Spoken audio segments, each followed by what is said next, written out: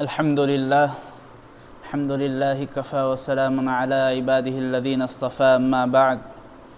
فأعوذ بالله من الشيطان الرجيم بسم الله الرحمن الرحيم ومن يطع الرسول فقد أطاع الله وقال تعالى لقد كان لكم في رسول الله أسوة حسنة وقال النبي صلى الله عليه وسلم عليكم بسنتي وسنة الخلفاء الراشدين المهديين عضوا عليها بالنواجذ أو كما قال رسول الله صلى الله عليه وسلم۔ محترم معزز بزرگوں، دوستوں، نوجوان بھائیوں،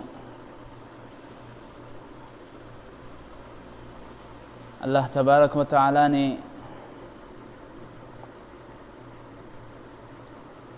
ہم سب کو دنیا میں کسی نہ کسی طرح تعلق جوڑ دیا ہے۔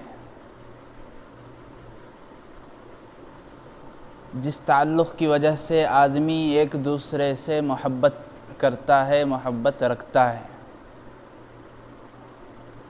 بیٹے کو باپ سے تعلق ہے، اس وجہ سے باپ کو بیٹے سے، بیٹے کو باپ سے محبت ہوتی ہے۔ بیٹی کو والدین سے، بالخصوص ماں سے تعلق ہے، اس وجہ سے اس سے وہ محبت کرتی ہے،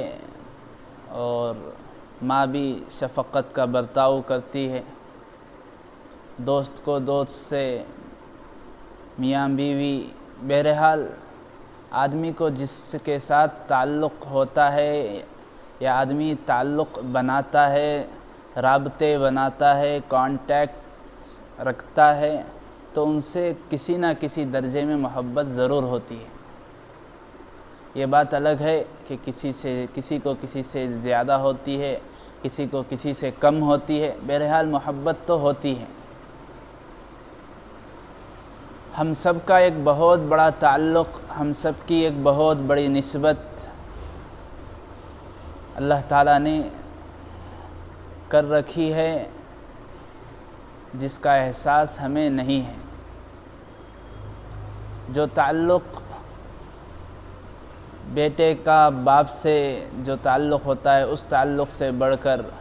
ماں کا اولاد سے جو تعلق ہوتا ہے، اس تعلق سے بڑھ کر استاد کا شاگرد سے، شاگرد کا استاد سے جو تعلق ہوتا ہے، اس تعلق سے بڑھ کر دوستی کا، محبت کا،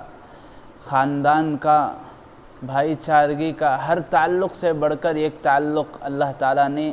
سارے امت کو، سارے مسلمانوں کو جوڑ رکھا ہے، عطا کیا ہے۔ وہ ہے تعلق میرا اور آپ کا، ساری امت مسلمہ کا حضور صلی اللہ علیہ وسلم سے اللہ تعالیٰ نے تعلق جوڑ رکھا ہے۔ آپ ہی کے برکت سے، آپ ہی کے تعلق کی وجہ سے، آپ کے امتی ہونے کی وجہ سے اللہ تبارک و تعالیٰ نے ہمیں وجود بخشا ہے۔ یہ ہمارا عقیدہ ہے، ہماری سوچ ہے، ہمارا ایمان ہے کہ حضور علیہ السلام کو اللہ تعالیٰ اگر پیدا نہ کرتا تو شاید ہی میں اور آپ اس دنیا میں آتے، شاید ہی یہ دنیا پیدا کی جاتی، شاید ہی زمین، آسمان، چاند، سورج، پہاڑ، دریا، درندے، پرندے، چرندے، ساری مخلوقات کو اللہ تعالیٰ وجود بخشتا۔ آپ کے وجود کا صدقہ، آپ کا صدقہ کہ ساری کائنات، ساری انسانیت وجود میں آئی۔ الغرض ہمارا روحانی تعلق، اگرچہ کہ جسمانی تعلق کئی واسطوں سے بہت دور ہے، لیکن روحانی تعلق ہمارا اللہ کے نبی علیہ السلام سے ہے، اور یہی تعلق سب سے بڑا تعلق ہے۔ اسی کو اللہ تعالیٰ نے فرمایا النبی اولا بالمؤمنین من انفسہم وازواجہ امہاتہم۔ ایک نبی کا تعلق مومنین کے ساتھ اس کی جان سے بھی زیادہ ہے۔ آدمی کو اپنی جان سے بھی زیادہ قریبی چیز نبی کی ذات بتائی گئی ہے۔ اسی وجہ سے اللہ کے نبی نے بھی فرمایا حدیث پاک میں، آدمی جب تک کسی کے نزدیک جب تک میں اس کی جان سے زیادہ، اس کی اولاد سے زیادہ، اس کے والدین سے زیادہ، اس کے دوست احباب سارے لوگوں سے زیادہ جب تک میں محبوب نہیں ہو جاتا، اس وقت تک اس کا ایمان کامل نہیں ہوتا۔ اور اسی تعلق کی وجہ سے ہمیں یہ حکم دیا گیا ہے، ہمیں یہ رہبری کی گئی ہے کہ ہمیں اپنی جان سے زیادہ بڑھ کر اللہ کے نبی محبوب ہونے چاہیے، اللہ کے نبی سے محبت ہونی چاہیے۔ اسی وجہ سے حدیث پاک میں آتا ہے، حضرت عمر رضی اللہ عنہ نے فرمایا، یا رسول اللہ مجھے آپ سے محبت ہے، مجھے اپنے والدین سے، اپنی اولاد سے، سب سے بڑھ کر، سارے لوگوں سے بڑھ کر۔ اللہ کے نبی نے فرمایا کہ اپنی جان سے بڑھ کر؟ اللہ کے نبی نے سوال کیا تو حضرت عمر نے فرمایا، یا رسول اللہ مجھے آپ اپنی جان سے بھی بڑھ کر زیادہ محبوب ہیں۔ تو اللہ کے نبی نے فرمایا تھا، الآن یا عمر، اے عمر اب بات بنی، اب ایمان تمہارا مکمل ہوا۔ بزرگان محترم، اور یہ چیز اللہ تبارک و تعالیٰ نے فطری بھی رکھی ہے۔ اللہ تعالیٰ کا احسان ہے کہ آج کیسا بھی مسلمان کیوں نہ ہو، شرابی، کبابی، فاسق و فاجر، گناہوں میں ملوث، لیکن اس کے سامنے بھی اگر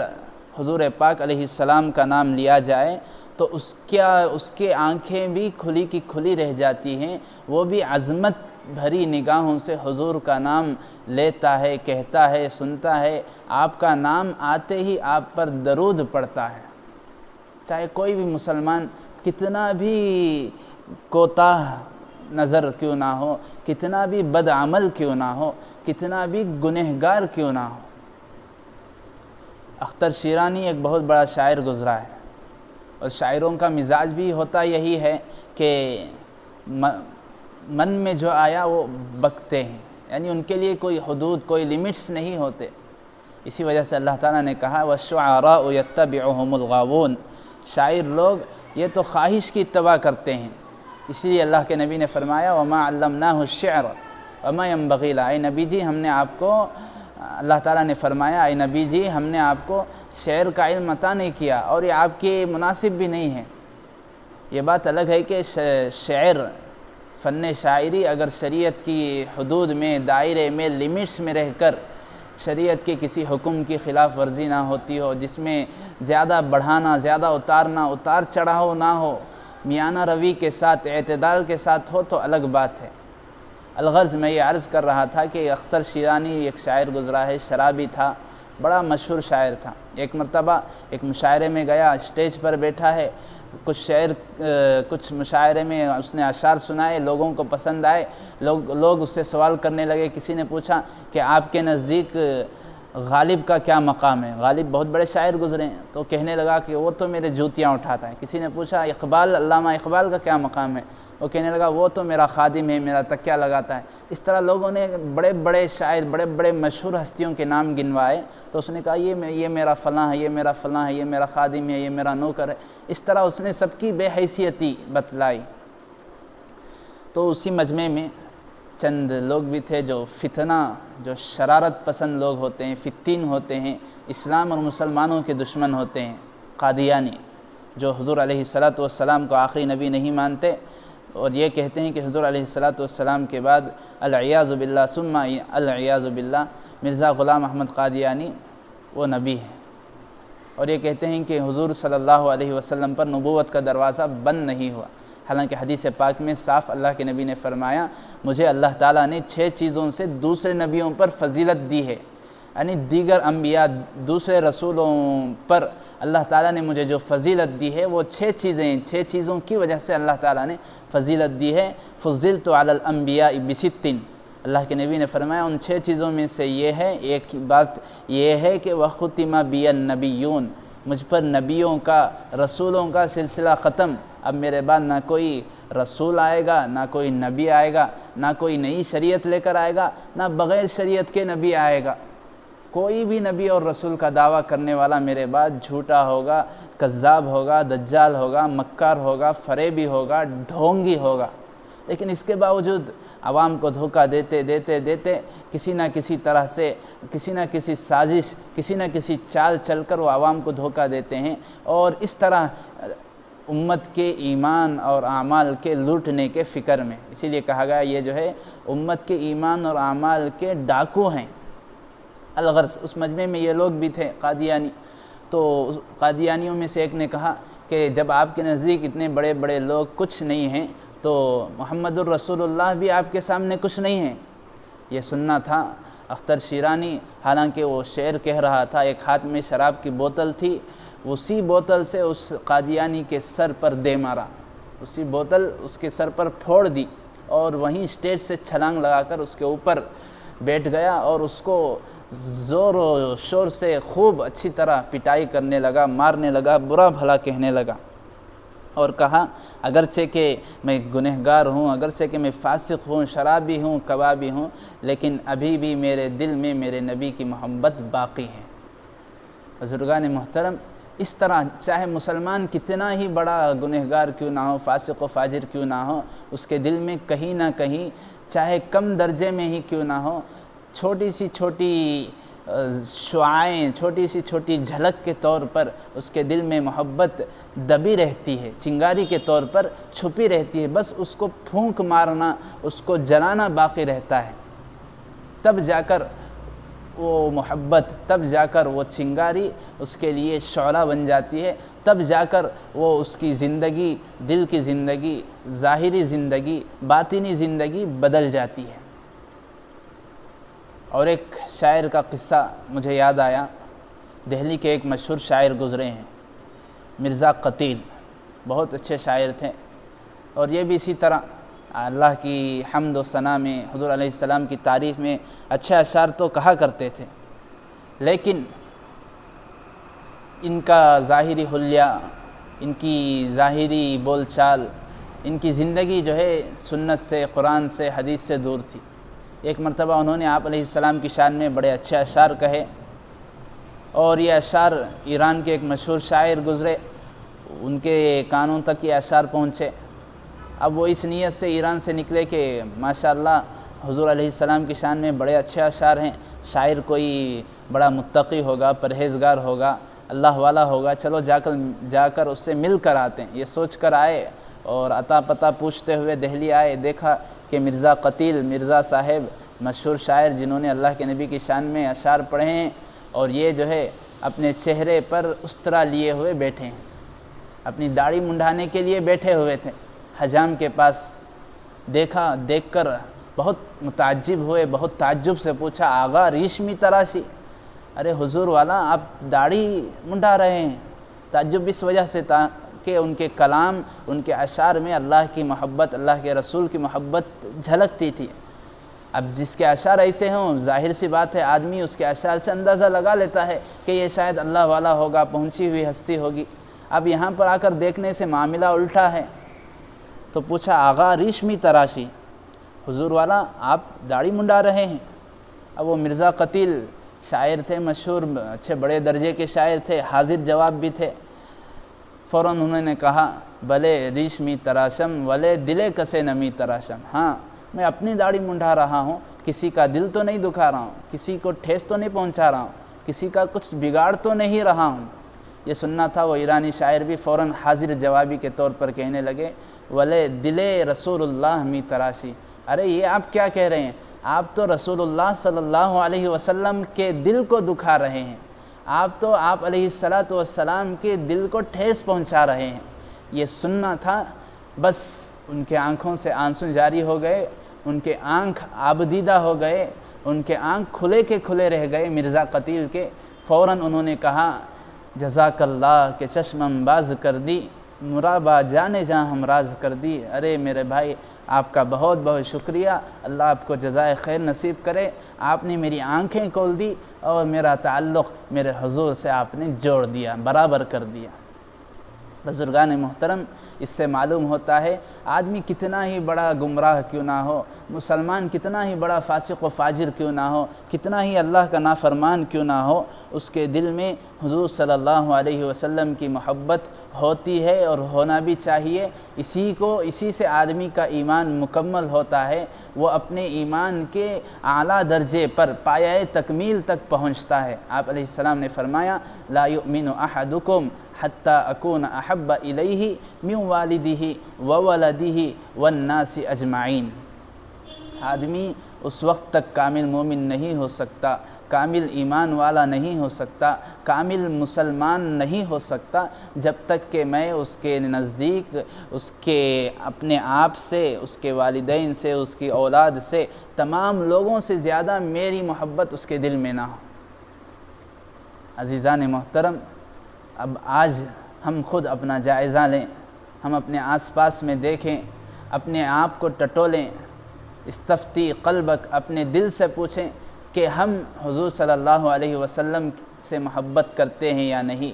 حضور علیہ السلام کی محبت ہمارے دلوں میں ہے یا نہیں۔ اگر نہیں ہے تو ہونا چاہیے، ورنہ ہمارا ایمان نامکمل ہے۔ اگر ہے تو ہم یہ سوچیں کہ ہم کیا اس محبت کے عملی تقاضوں کو پورا کر رہے ہیں۔ ایک ہے صرف دعویٰ اور ایک ہے دعوے پر پورا کھرا اترنا۔ آدمی کسی چیز کا دعویٰ کر رہا ہے تو اس دعوے کو ثابت کرے، اس پر کھرا اترے۔ یہ اولاد کہہ رہی ہے کہ اپنی ماں سے بہت زیادہ محبت ہے، اور ماں جب بیمار پڑ گئی، محتاج ہے دوا دارو کی خدمت کی، کوئی اولاد اس کی خدمت کے لیے، اس کا اچھا یا برا دیکھنے کے لیے، دوا دارو کے لیے کوئی تیار نہیں ہے، کوئی اس کا پرسان حال نہیں ہے، تو ظاہر سی بات ہے دنیا ایسی اولاد کو نافرمان کہتی ہے، چاہے وہ کتنی ہی محبت کے دعوے کرے، کتنی ہی محبت کے پرچار کرے، اس کا کوئی اعتبار نہیں کیا جاتا۔ بزرگان محترم، اسی طرح آج ہم میں سے پتہ نہیں کتنے لوگ یہ دعوے کرتے ہیں کہ ہمیں حضور علیہ السلام سے سچی محبت ہے، ہم عاشق رسول ہیں، اس لیے ہم میلاد النبی مناتے ہیں، عید میلاد النبی بطور خوشی کے مناتے ہیں، کیونکہ ہم عاشق رسول ہیں، اللہ کے نبی سے ہمیں سچی محبت ہے، اللہ کے نبی کے ہم عاشق ہیں۔ پتہ نہیں کس کس طرح الفاظ کہتے ہیں۔ بزرگان محترم، کبھی ہم نے یہ نہیں سوچا، کبھی ہم نے یہ غور نہیں کیا، کبھی ہم نے یہ محسوس نہیں کیا کہ ہم جو دعوے کر رہے ہیں، ہم جو کہتے ہیں آپ علیہ السلام کے امتی ہیں، آپ کے عاشق ہیں، آپ کے محب ہیں، اس دعوے میں ہم کتنے کھرے ہیں، کتنے کھوٹے ہیں۔ جب دعویٰ کیا ہے، چون دعویٰ کند دلیل بیار، اسی لیے کہا گیا جب آدمی دعویٰ کرتا ہے تو اس کی دلیل بھی ہونا چاہیے۔ جب آدمی کسی بات کو بطور زعم کے، بطور یقین کے کھلم کھلا لوگوں کے سامنے کہہ رہا ہے تو اس کا ثبوت بھی تو ظاہر ہونا چاہیے۔ اسی لیے فرمایا ان المحب لمن یحب مطیع۔ لیلا مجنون کی محبت اور ان کا عشق مشہور ہے۔ مجنون کس طرح لیلا سے محبت کرتا تھا؟ لیلا سے نہیں، لیلا جس گلی سے جاتی تھی اس گلی کے در و دیوار کو چوما کرتا تھا، لیلا کے گلی کے کتے کو چوما کرتا تھا، اس کے گھر کے دیوار کو سونگھا کرتا تھا، اس کی ہر چیز کو۔ اسی کو کہا گیا اتباع۔ آدمی کسی سے محبت کرتا ہے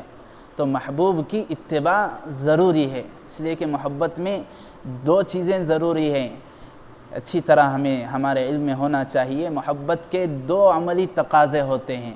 آدمی کسی سے محبت کرتا ہے، کسی کو چاہتا ہے، کسی کو اپنا دل دے بیٹھتا ہے، اس کے دل میں کسی کا مقام، کسی کی فضیلت، کسی کی اہمیت زیادہ ہے، تو اس کے متعلق دو باتیں بہت ضروری ہو جاتی ہیں، دو باتوں کا تقاضا وہاں پیدا ہوتا ہے۔ پہلی چیز اس ذات کے متعلق احترام، اس ذات کا احترام ہمارے دل میں ہونا چاہیے۔ اب الحمدللہ ہمارے دل میں تو حضور علیہ السلام کا احترام ہے اور رہے گا انشاءاللہ تعالی تا قیامت۔ یہی وجہ ہے کہ آج جب کبھی بھی دنیا میں کوئی ظالم، کوئی فاسق، کوئی فاجر، کوئی شقی القلب، کوئی بدبخت قسمت کا مارا حضور علیہ السلام کی شان میں برا بھلا کہتا ہے، گستاخی کرتا ہے، آپ کے کارٹون بناتا ہے، آپ کے لیے گستاخانہ الفاظ اور خاکے استعمال کرتا ہے تو دنیا کی کسی کونے کا مسلمان کیوں نہ ہو، چاہے اسے کچھ نماز کا علم نہ ہو، روزے کا علم نہ ہو، حج کا علم نہ ہو، دینداری اس کے زندگی میں نہ ہو، لیکن پھر بھی وہ اس کے لیے اس کے خلاف آواز اٹھانے کے لیے تیار رہتا ہے، میدان میں اتر آ جاتا ہے اس کی مخالفت میں، اس کے خلاف احتجاج کرنے کے لیے۔ الحمدللہ یہ احترام باقی ہے ہمارے دلوں میں اور ہونا بھی چاہیے۔ لیکن بزرگان محترم، ہم نے کبھی یہ نہیں سوچا کہ آج ایک ظالم، ایک فاسق حضور علیہ السلام کی شان میں گستاخی کر رہا ہے اور وہ گستاخی یا تو اپنے قول سے کرتا ہے یا تو اپنے قلم سے کر رہا ہے، کچھ کہہ رہا ہے، کچھ بک رہا ہے، یا نہیں تو کچھ لکھ رہا ہے حضور علیہ السلام کی شان میں گستاخی کرتے ہوئے۔ لیکن ہم نے یہ نہیں سوچا کہ آج ہم کتنی بدعمالیاں ایسے کرتے ہیں، ہماری کتنی حرکتیں ایسی ہیں، ہمارے کتنے کام، ہمارے کتنے فعل ایسے ہیں جو حضور علیہ السلام کی شان میں گستاخی کا سبب بنتے ہیں، جو آپ علیہ السلام کی مخالفت کا سبب بنتے ہیں، جو حضور علیہ السلام کی سنت سے ہٹ کر ہیں۔ تو اب بتائیے، ہم خود اپنے آپ سے پوچھیں، انصاف کی نظر سے دیکھیں، انصاف کی سوچ سے دیکھیں کہ اگر وہ ایک مرتبہ حضور علیہ السلام کی شان میں کچھ غلط لکھ کر یا غلط بول کر گستاخ نبی بن رہا ہے تو ہم زندگی بھر، ہماری زندگی یوں ہی گزر رہی ہے، صبح ہوئی، شام ہوئی، دوپہر ہوئی، ہر وقت ہر لمحہ سنتوں کی خلاف ورزی، حضور کی سنتوں کی مخالفت میں ہماری زندگی کٹ رہی ہے۔ حضور علیہ السلام کی سیرت سے ہٹ کر ہماری زندگی، ہماری سیرت گزر رہی ہے۔ آپ علیہ السلام کے حلیے سے ہٹ کر ہمارا حلیہ ہے، آپ کے لباس سے ہٹ کر ہمارا لباس ہے، آپ علیہ السلام کے چال چلن سے ہٹ کر ہماری چال چلن ہے، آپ علیہ السلام کے اخلاق سے ہٹ کر ہمارے اخلاق ہیں۔ آپ علیہ السلام کا جو دن تھا، آپ کی جو رات تھی، آپ کے جو معاملات تھے، آپ کی جو معاشرت تھی، آپ کے جو اخلاقیات تھے، آپ کی جو عبادتیں تھیں، یہ ساری چیزیں ہماری زندگی میں نہیں ہیں۔ تو اب ہم سوچیں کہ ہم کس طرح آپ کے وفادار اور آپ کے عاشق ہو سکتے ہیں؟ کیا ہمیں گستاخ کہنا غلط ہے؟ ہم کتنے گستاخ نبی ہوئے؟ اب وہ ایک عمل سے، ایک قول سے، اپنی ایک بات سے، ایک فعل سے ساری دنیا اس کو گستاخ کہہ رہی ہے اور کہنا پڑ رہا ہے۔ آج میں، آپ، پتہ نہیں کون اللہ کے نبی علیہ السلام کی سنتوں کو جو چھوڑتا ہے اسے گستاخ نبی کیا نہیں کہہ سکتے؟ بزرگان محترم، انصاف کی بات ہے، سوچنے کی بات ہے۔ آج کا مسلمان، آج کا نوجوان داڑھی رکھنا اپنے لیے شرم، اپنے لیے عار محسوس کرتا ہے۔ حضور کی سنت کے مطابق ازار کو پہننا یہ اپنے لیے شرمندگی کا سبب سمجھتا ہے۔ حضور کے لباس کو اپنانا یہ اپنے لیے ایک غیر ضروری عمل سمجھتا ہے۔ تو اب بتائیں، کیا ہم صحیح معنوں میں عاشق نبی ہوئے؟ کیا ہمیں عاشق نبی کہا جا سکتا ہے؟ اسی لیے فرمایا کہ جہاں محبت ہوتی ہے دو چیزیں ضروری ہو جاتی ہیں، وہاں پر دو تقاضے آ جاتے ہیں۔ ایک تو محبوب کا احترام ضروری ہو جاتا ہے اور دوسری چیز ہے، دوسرا تقاضا ہے اس کی اتباع۔ محبوب کی، معشوق کی، آدمی جس سے محبت کرتا ہے اس کی اتباع ضروری ہو جاتی ہے۔ ان المحب لمن يحب مطیع، کہ آدمی جس سے محبت کرتا ہے اس کا اطاعت گزار ہوتا ہے۔ اسی لیے اللہ تعالیٰ نے بھی فرمایا، قل ان کنتم تحبون اللہ، اگر تم یہ چاہتے ہو کہ میں تم سے محبت کروں، تم مجھ سے محبت کرو، اللہ کی محبت تمہارے دلوں میں آئے، اللہ کی رحمت تمہاری طرف متوجہ ہو، اللہ کی نظر کرم تمہاری طرف اترے، اللہ تعالیٰ اپنی رحمت کا سایہ تم پر رکھے، تو تمہارے لیے ضروری ہے فاتبعونی، اے نبی جی کہہ دیجئے کہ وہ آپ کی اتباع کریں۔ اللہ کے نبی نے فرمایا، ان کنتم تحبون اللہ، تمہیں اللہ سے محبت ہے تو میری اتباع کرو۔ بزرگان محترم، اسی لیے قرآن نے بھی کہا وَمَن يُطِعِ الرَّسُولَ فَقَدْ أَطَاعَ اللَّهَ، جہاں پر رسول کی اطاعت ہوگی وہاں پر اللہ کی اطاعت ہوگی، جہاں پر رسول کی سنتوں کو، رسول کی باتوں کو ٹھکرایا جا رہا ہے، رسول کی باتوں کو پسے پشت ڈالا جا رہا ہو، وہاں پر اللہ کی نافرمانی ہو جاتی ہے، وہاں پر اللہ کی مخالفت ہو جاتی ہے، اور جہاں اللہ کی مخالفت ہو جائے وہاں ڈرنے کا مقام ہے۔ اللہ تعالیٰ نے ایک جگہ قرآن میں فرمایا فَلْيَحْذَرِ الَّذِينَ يُخَالِفُونَ عَنْ أَمْرِهِ ان تصیبہم فتنۃ او یصیبہم عذاب علیم، کہ نبی کے حکم کو، نبی کے راستے سے، نبی کے حکم سے ہٹ کر کام کرنے والے، نبی کے راستے سے ہٹ کر کوئی اور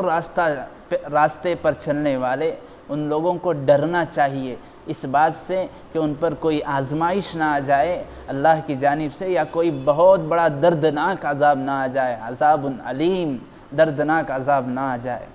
آج ہم دیکھیں، سوچیں، ماحول کو دیکھیں، اور جو ہمارے اوپر احوال بت رہے ہیں وہ دیکھیں۔ آج